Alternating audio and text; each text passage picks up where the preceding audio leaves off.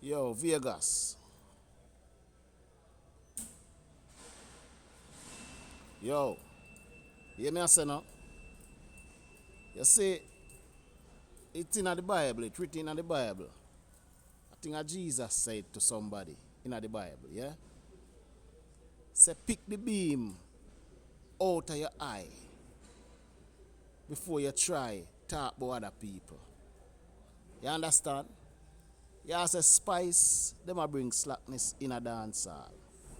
Which me agree with some part of it. Because me myself don't like the song about run and run and run and run.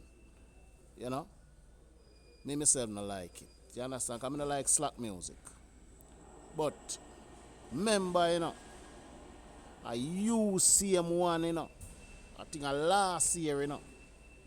Yeah, sing a song say, I tell the girl them to put them private in your face, you know.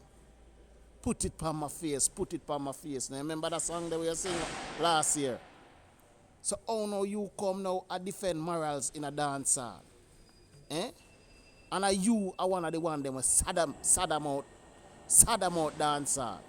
Eh? You best make somebody else talk. Cause neither you nor Spice no right. For why no go out in a dance hall. You understand?